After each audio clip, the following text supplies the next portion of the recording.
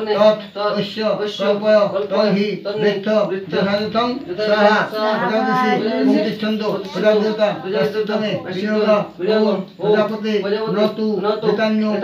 নমস্কার বন্ধুরা, আমি আর আমার বাবা মিলে বিপত্তারিণী পুজো বছরের পর বছর আমরা করে আসছি দাদুর আমল থেকে। তো বন্ধুরা, তোমরা সবাই জানো আমরা বিপত্তারিণী পুজো করি আমাদের বাড়িতে। তো বিপত্তারিণী পুজো করার সময় আমরা কী কী করি সেটাই তোমাদেরকে আজকে জানাবো। তো বন্ধুরা, তোমরা দেখতে পাচ্ছ এখানে কত রকমের ফল ডল সাজানো রয়েছে, আর আমি আর আমার বাবা মন্ত্রপাঠ করে পুজো করছি। তোমরা দেখতে পাচ্ছ সামনে রয়েছে আমাদের রাধা মাধব রয়েছে সামনে সাক্ষী রেখে ঘটস্থাপন করা হয়েছে।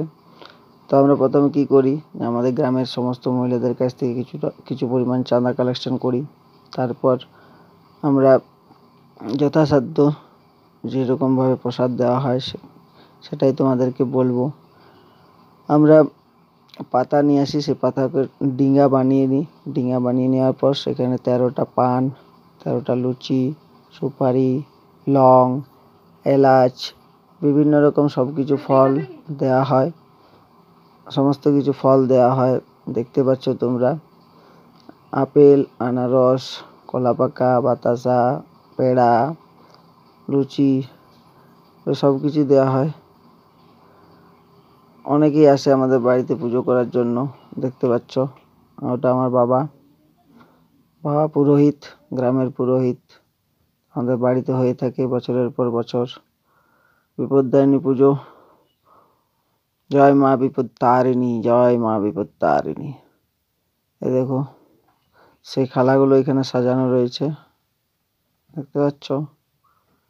এই যে সামনে রাধা মাধব আছে, জয় রাধা মাধব, জয় রাধা মাধব, জয় রাধে, জয় রাধে, জয় রাধে। বিপত্তারিণী পুজো বাবা করে রাখি, আর বাবা আমাকে মন্ত্র শেখাচ্ছে। আমি খুব একটা মন্ত্র পাঠ জানি না, তো আমি এখানে হয়েছি ব্রতী। বাবা পুরোহিত, আমি ব্রতী, দেখতে পাচ্ছ। তো তোমরা সবাই বিপত্তারিণী পুজো কে কেমন করো, কোথায় করো, কমেন্ট বক্সে জানাবে।